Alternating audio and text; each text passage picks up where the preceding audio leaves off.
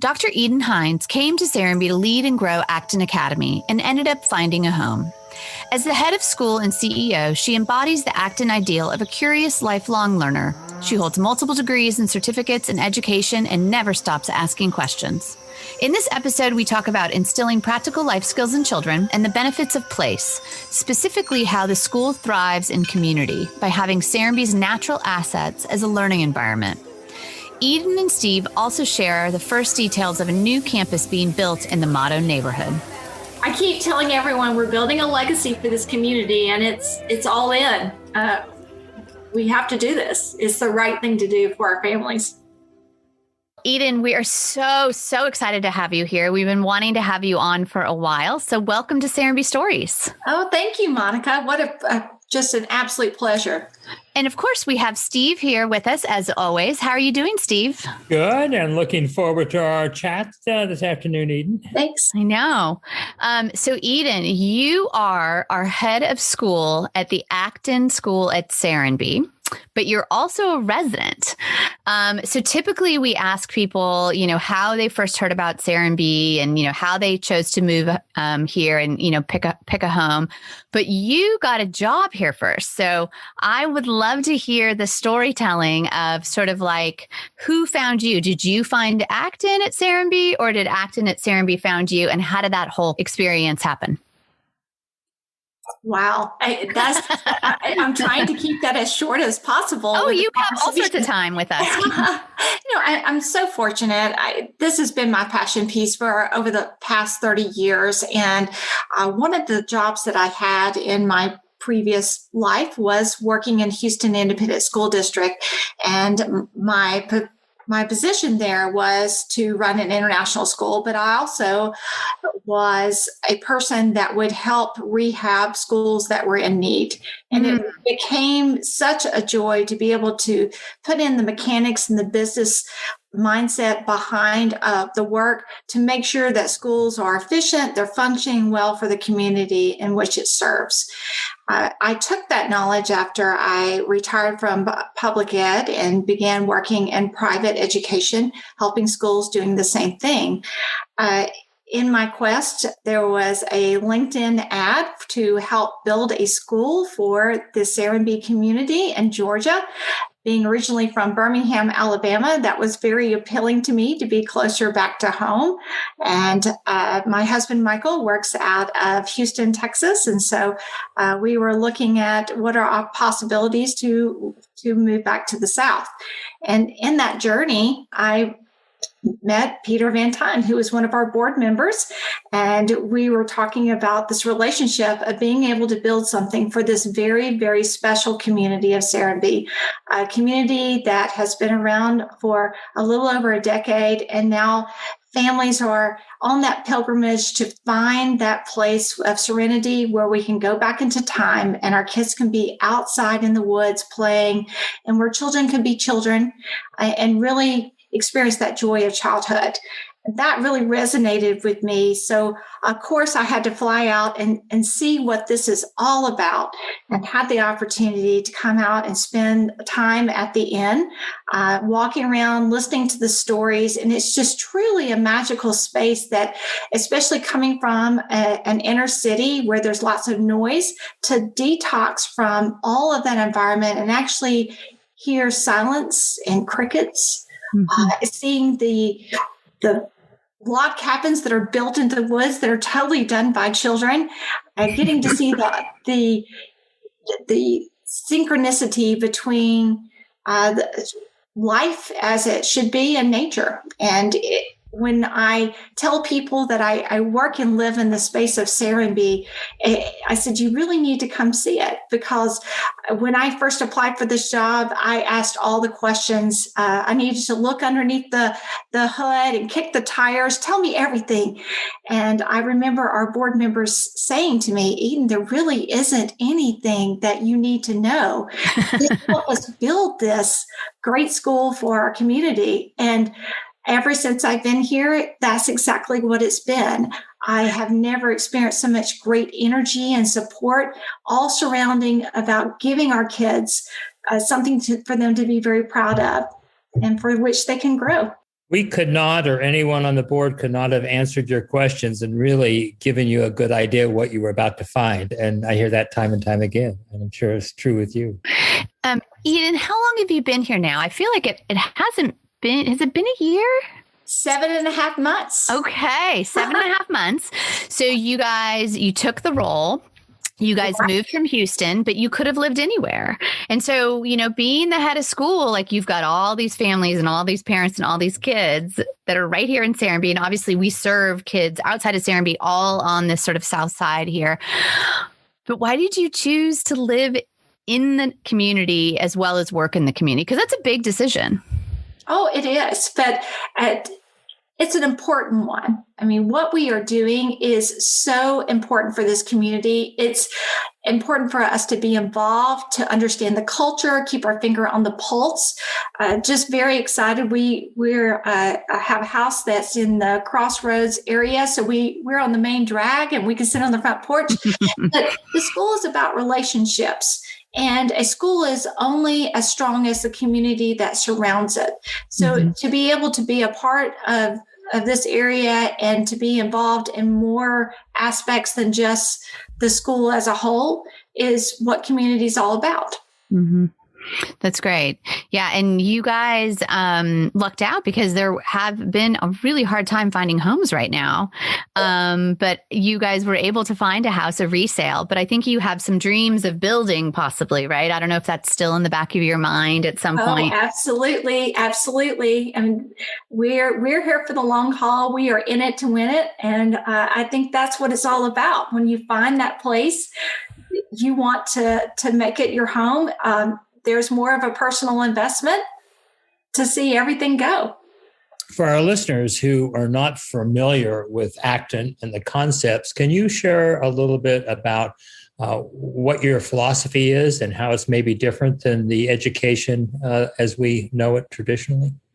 Well, Acton Academy is, to me, the way that education should be done. Like I said, I've been doing this for 30 years. I have researched every different types of aspect because education is an art form. And I do believe that anyone that is an educator, which we all are, no matter if you're 5 years old, you can teach things as well as the time that you're 99. We all are curious human beings and we do things to enrich our lives.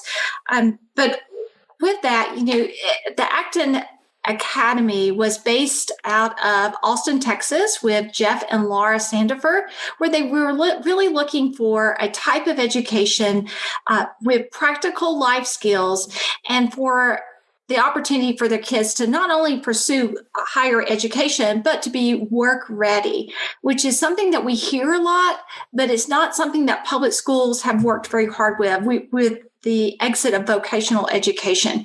Practical life skills are a big part of, can you figure out how to maneuver in order to get the things that you want in life? So there are 6 guiding principles in Acton Academy. One is that we treat every child as if they're a hero, and we respect in the way that they are a genius. No matter what their personality, learning style, and circumstance, there is something about a child that is when you take away those barriers and you ask what if, we would hope that we could give them the confidence to be able to pursue those questions and curiosities, to develop their passion and be able to explore that passion wherever it might be. We work a lot off of contracts and making sure that there is some type of clear due process to limit the adult power in our learning communities. And so with these learning communities, learners work together with these agreements on how they are going to, what the form and the function would be. And so they're given certain types of freedoms with responsibilities attached. Unlike public education, where there is a bell that rings and we move in this very factory-like environment, our kids do have the freedom to say, okay, at 8:30, let's discuss what our agenda is going to be today and how is this all working together. We don't believe in lectures. We believe in mini lessons. Instead of giving all these directions and directives, and you see this teacher being the leader of the group, we really guide with our Socratic methods. So asking questions, really giving encouragement of how you can get around barriers in order to learn more, and not being afraid to approach adults and see them as us as them. We're all resources no matter where we're from. Mm-hmm. So we really do set up those small communities. Here in Serenbe, I feel like I am on probably the best train possible. We have 3 executive committee board members that when the school was a Montessori school, saw the possibilities of extending this up to 12th grade and came across the Acton philosophy and model and brought it here to Serenbe. Mm-hmm. And it really fits very well with the lifestyle that we all live here. Tell us a little bit, sometimes Acton is called the one-room schoolhouse, which I think, is kind of a misnomer, but you do use these, what you call studios instead of classrooms. So talk about sort of the studio concept and how that works with the different ages. Oh, absolutely. So remember that the Children's House of Serenbe is the original model that was built off of. And so there are lots of Montessori principles that are built in where the younger children learn from the older children. And so through the process of the curriculum, how it is set up with procedures and processes is that we do really lean on our older students to be those role models, to be able to provide the guidance in order to move through the system. Also, being very much aware of child development. There are some children that are not ready to read until they're 7. There are children that haven't developed the small motor dexterity that is needed in order to hold a pencil correctly.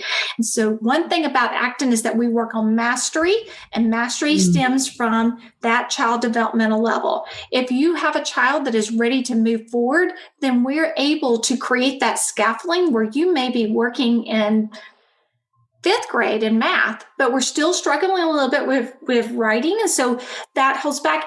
And there's these gears that are in place so that we can really customize learning for our learners. And I think that's a joy.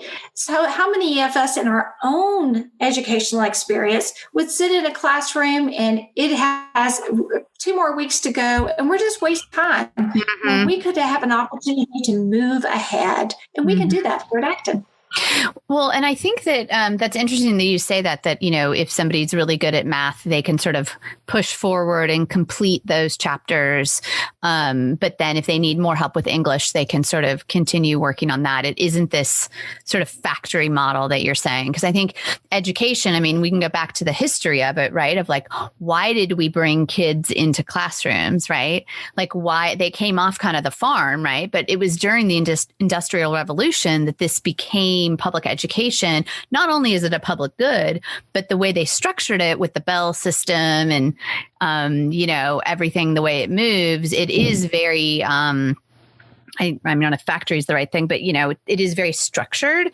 And I was just told as we're going through like registration for our kids, they were talking about different types of math education. And they were saying, this class is really about guide on the side versus sage on the stage. And I'd never heard that, but I thought that was an interesting thing. And it made me think of Acton because I feel like you guys are much more guide on the side. And I don't know if that's exactly where you fit, rather than top down, lecture style. The kids really do get hands-on experience.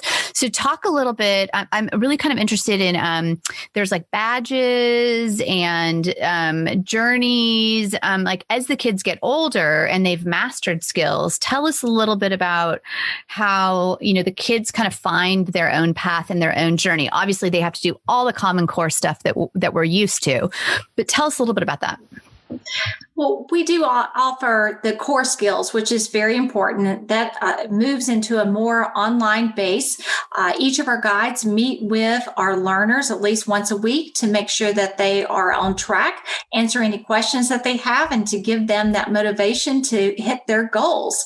with these goals, if our children complete certain types of achievement, think about Boy Scouts and Girl Scouts. Mm-hmm. They are able to earn a badge. And so with those badges, they have to complete certain tasks that can be attached to the core skills. And through that, they have to get peer collaboration and peer approval. So it's always 3 before me, before it goes back to the guide. And we develop this sense of what is our levels of expectations that we know that we are comfortable where people are showing mastery. Once they complete so many badges, then they can move on to the next level. So we don't really call them grades. We call them like 3rd level, 4th level, 5th grade level as we go. We also delve into what we call Civ, which is civilizations, a mixture of science and history that are blended together that cover a lot of the social issues that are current today, and also allow our kids to have some type of hands-on application that leads to an event called Expo. Now, Expo is short for exposition. Our kids, we believe that presentation skills is super important when they start looking for jobs, as well as to get into college. Yep. And we want them to be very comfortable with the presentation. So our kids are making PowerPoints. They are opening their own businesses and selling their wares. Super cool. It is. And they're learning how to dive deep into these subjects that they really enjoy, that are personalized according to what they love. And if we can blend those core skills in with that passion, think about the powerhouse that we're going to be creating for our future. Well, and right now you guys go up to 8th grade, right? Or level 8, but 8th grade to the most of us who are listening. But you guys are opening it up, right? I mean, you're going to grow into 8, 9, 10, 11, 12. So tell us a little bit about the future there, and what are some of the things that the kids will be able to do, probably the 8th graders too, especially once we open up with COVID, because the platform that you have with Serenbe, with all the businesses and all of the individuals who live here with their experiences, like tell us a little bit about that. Oh, I'm so excited about that journey. We're going to be opening it up 9th grade for next year. That's the 21-22 school year, and adding a grade up from that point. Part of our launch pad, which that's what we call high school, is launch pad, because we're launching you into the real world. Our kids already have previous experience over the last couple of years developing business plans, selling wares, giving the speeches, and really learning some practical life skills that's going to aid them in their journey. And so later on, they're going to complete apprenticeships, working in the areas that they are passionate about and what they'd like to explore. So that could be a dentist's office, it could be at the florist, the Blue-Eyed Daisy, all these great places. Now, because of their ages, some people are concerned, well, they're not going to get the experience that they are, but just being able to provide that one-on-one time of, tell me how this business works. How can we go a little bit further? So they may not be able to work in it, but they will be able to observe and to be able to take that in and turn around and put that into a lot of the work in papers and research, so that when they are ready, they have all this practical experience. Nothing is worse than sending our children to college without having any practical life skills to make those decisions of what they're going to spend the rest of their life in a career. We're going to be able to give them some of that experience. And everyone needs an opportunity to work so that they can understand the value of whatever comes afterwards after high school. It's so exciting to see what you're doing. And of course, I've had a peek at the proposed land plan and how all this fits together. And it's just going to be such a dynamite addition, the buildings. And already it's fun now because you're spread around campus with in various, you're in 4 retail spaces. I understand, trying to secure a 5th. So we have kids just here and there in the community. So we're going to miss that, but then it's going to be so great to have everybody in one big campus that everyone looks at and said, whoa, what is that? that's true. We are now officially a lower school and an upper school, with our middle school that is located around from the Hill restaurant. And then, of course, it's spreading out all over near Gainey Hall. It's just to be able to see a school grow from 41 to over 100 in a 7-month period. I am just floored and incredibly honored. And I can speak on behalf of all of our employees, just the faith and the support that we've had has just been incredible. And nothing is better at all, Steve and Monica, than to be at the campus or any of the campuses early in the morning and watching the golf carts, the bicycles coming in on scooters. We have a couple of kids that they run to school every day with their father behind on the golf cart, and it's just fun. This is what community is all about. And then in the afternoon, being able to slide over to that village green and just have that time together as a family before they go home. It's a dream for anybody that works in education to see it just so naturally flow. Just yesterday, we were talking with the civil engineer about your site plan for the new campus. And he said, well, I don't think we have thought enough about the drop-off. And you realize how many cars stack up here. They've worked with several schools. I said, no, just go down at 8:30 and watch. This isn't about cars. It's golf carts and bicycles and walking. And, it's a complete different arrival experience. That's so exciting to really sit there and watch. Yeah. So let's talk about the land a little bit. Steve and Eden, can you guys tell us a little bit about where it's going to be located and, what the big picture dream is and all that kind of stuff? Yeah. Go ahead, Steve. Well, the campus is going to be next to the pool on Promfield Road in the Mado community.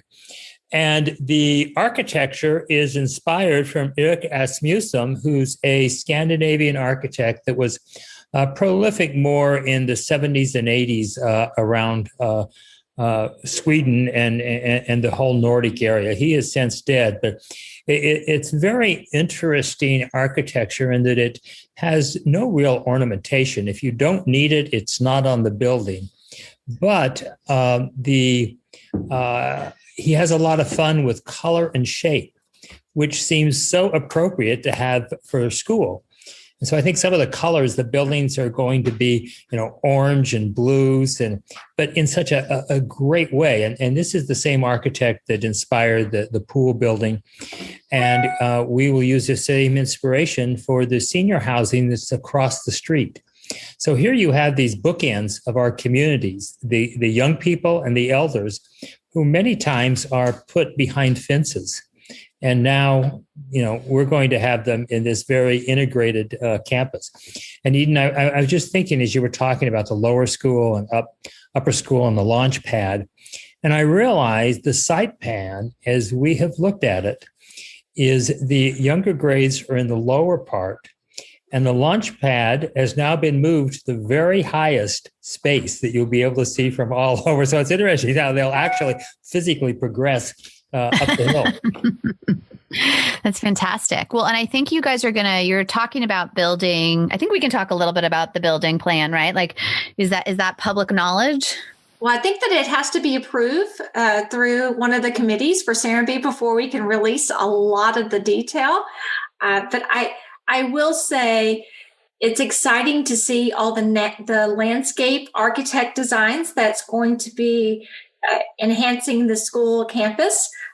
Lots of things that are built in so our kids can have that fresh air play, which is so important. There will be gardens. We do have plans to have a little area with farm animals. So a great opportunity for everyone to be able to join in.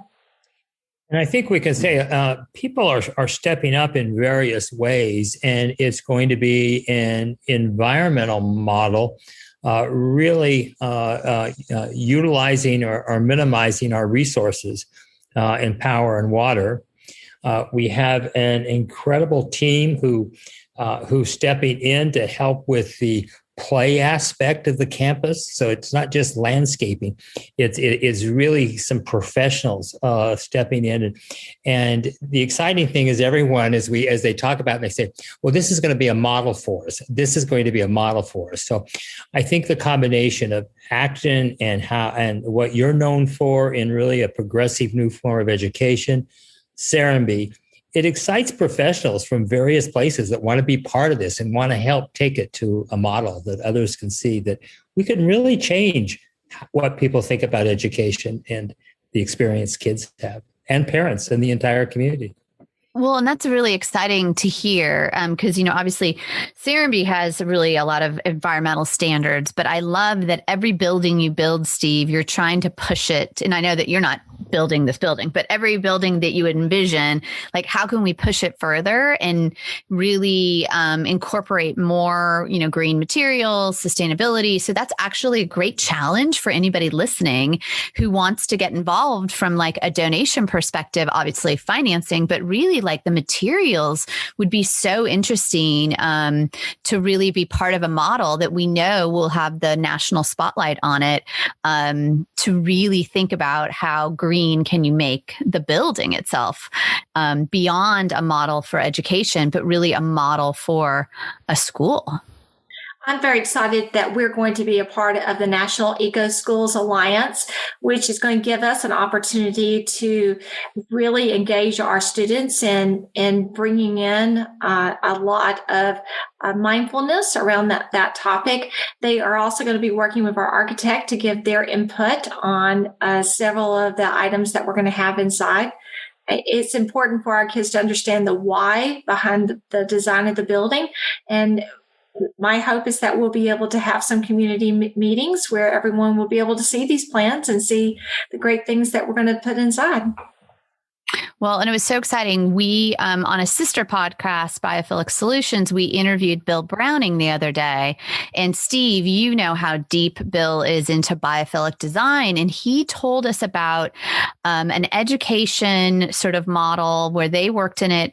And they were able to demonstrate through research how the kids, were calmer and had a better experience because they implemented 4 or 5 very simple things that they retrofitted the rooms, right? From the carpet tiles that had a biophilic natural pattern to a frieze on the ceiling that was just a small wallpaper to the blinds that they put in that had a dappled pattern that like when it came in, it felt like it was trees coming in and how it was just an incredible that it wasn't that expensive, but they're really trying to, explain, there's such a health and wellness benefit to having, a biophilic building, a building that really takes into consideration the students that are inside, that they'll have better outcomes. So I'm so excited to learn all about what you guys are doing in the future. One of the things I wanted to also note is the location that you guys are in is like directly connected to the trail system. Right. So Serenbe has 15 miles of trails. And so like your current studios also are directly connected to the trails. But the new building will also have that. And I know that one of the things that you guys are planning to do as a fundraiser this year is a trail race. Oh, and that is so our jam. We are so excited to be a part of this experience, to be able to set this up for the entire Chat Hills and all of our part of Georgia. It is going to be a lot of the ways that our kids are going to be coming to school. So we're all very familiar with that. Right now, our middle school is working with our Trails committee to get that cleaned up. And I'm looking forward to getting out all those brochures and getting people signed up and get them into the woods. Yeah. I think you guys are kicking that off at the end of this school year, right? So that'll be great for a fall trail race, which will be really, really exciting. And all the funds, the proceeds will go back to the school for all your operations and building plans, which is thrilling. Tell me, as you're going about, you've come in 7 months in, you've obviously hit the ground running. You've almost tripled the amount of kids spilling out of your spaces, finding new spaces, going to build a new building, have really solidified the curriculum and grown it. What are some of your sort of big idea goals or that you're really trying to do besides the building, which is obviously an immense opportunity over the next sort of, 12 to 18 months that you can share with us that parents would be excited about?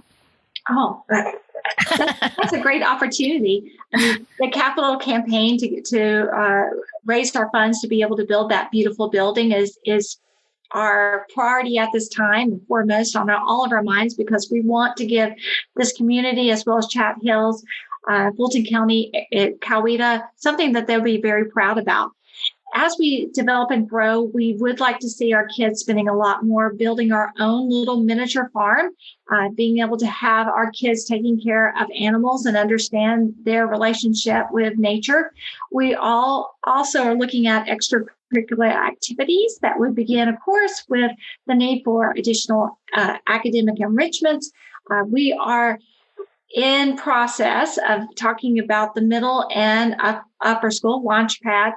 Working on a mountain biking team. We will later on have some other events, tennis, soccer, and it will grow according to the interests. We are very, very big in having parents and students telling us what their needs are and being able to customize, like we do every other aspect of our program, to what we want to be involved. So the future is ours.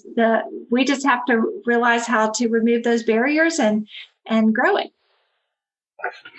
Well, and you guys are already working with the organic farm here, which is amazing. Yes. And obviously, the stables are private up there, but that's an opportunity if parents wanted or kids wanted to get involved. And I think we already kind of noted the restaurants and all of the retail. I just think are huge opportunities to kids to just have exposure that, like, here are all these different things that you could do, all these different things that you could be, as well as I think I mentioned, the talent base here is incredible, of just whether people are retired or they're still working. I mean, to be able to like catalog what everybody does here, and that those could be mentors as well, because the school's going to just be in the heart of the community. We could all pop over and sort of share our knowledge as needed. So one thing that we do is we have our children participate in something called Quest. And Quest is also that quest for knowledge, that which usually surrounds a certain topic or aspect in math, science. It has a lot to do with careers. And we ask people of the community to come in all the time and just share their knowledge in the events. It is not unusual to see our middle school on their bikes and golf carts going down and visiting a certain person, or to be able to meet in a place that is kind of unconventional for a school. We are able to travel in this community where others would have to get a school bus. There is that type of relationship where we're all comfortable and we travel together. It is my goal that we have that type of experience where people in the community feel very comfortable serving as mentors and being able to provide some of those resources for our little ones. We should know our neighbors, and we should also be able to be comfortable and to trust enough to lean on those people when we have needs. Mm-hmm. Yeah, that's been a big part of how we felt, that the kids just really showed such great confidence having lived here for a little bit. And I think it's because we gave them the freedom to roam, and they knew that there were sort of, the larger streets were home and part of the community. So they sort of, kind of had ownership maybe, which was really nice to see them grow in that way. Well, they also feel safe. This is an environment where everyone watches out for everyone else. And I think there's comfort in knowing that everyone cares for each other as individuals and as families. Yeah. So, Eden, now that you have been here to get some idea, I mean, you're still discovering things, I'm sure, in people, but for people visiting, what is the thing that you would suggest they find or do that was maybe a surprise to you or different than you expected? That's a great question. I think just the overall sense of community and this synchronicity and mindset is incredibly valuable because the culture of a community directly influences a school culture. It never works the other way around. I find that in my work, in all of our work of working in education, our greatest strength is our kids. And there has not been a single time that I haven't reached out to a family or a person and said, yeah, we have these concerns. I'm not really sure. And the question is always back, how can we help? What is it that you need? How are you feeling at this time?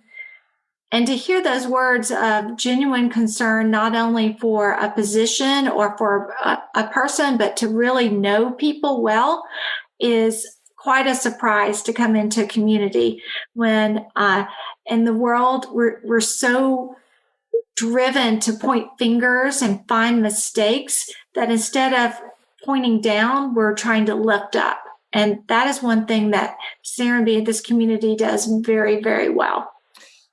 Just this morning, I was talking to someone about, a general area like this.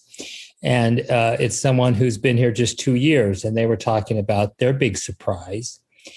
And they said they were thinking about it, and they realized everyone, all their neighbors, everyone has a sense of hope. No matter what's going on any level, whether it's government or personal, that there is such a sense of hope, and how unusual that is to find a large mass of people that has that positive attitude. She said it just makes the difference of every day, she said. And here it's all about mental wellness and support. It's not about a color, a social economics. It's not about any of those things. It's about living life. And when we say that this is a special place, it really is. And you need to be in it and involved to be able to see the beauty of that. Well, we're so delighted that you have joined us and are going to take it to that next level of specialness, especially in education. Well, thank you. This is such an exciting time. And like I said, all the employees are motivated and excited and so grateful for the support of this community. And we are going to do this together. And always, we are open doors. If there's any questions, concerns, if anyone would like a tour, please reach out to us. Our school is a part of you, and we're just very grateful for this opportunity. And I at this special place, I get to see it from two places. One is the developer on what you're doing for the whole community.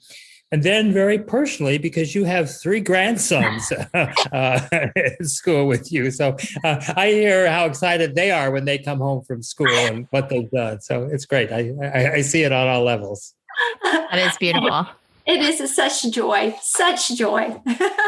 Well, Eden, thank you so much. We're thrilled to have you as a new neighbor and to be running the school. And we can't wait to watch it all unfold. Well, thank you, Monica. I look forward to making sure that the community stays engaged, that you get to see all the great things that are going as we build this momentum to this new building. So thank you. Thank you. Thank you for listening to Serenbe Stories. New episodes are available on Mondays. Please follow us and leave us a 5-star review. And visit our website to learn more about guests, episodes, and everything Serenbe at serenbestories.com. This episode is supported by the Inn at Serenbe, nestled in the rolling countryside of the bucolic community of Serenbe, where guests can walk on the 15 miles of private trails through preserved forest land, the wildflower meadow, and the animal village. Relax at the pool, hot tub, or in rocking chairs on a wraparound porch. Play on the croquet lawn, grab a canoe, and jump on the in-ground trampoline. Connect with nature and each other, all while staying in a luxurious space at the Inn at Serenbe. Book your stay today at serenbeinn.com, SerenbeInn.com.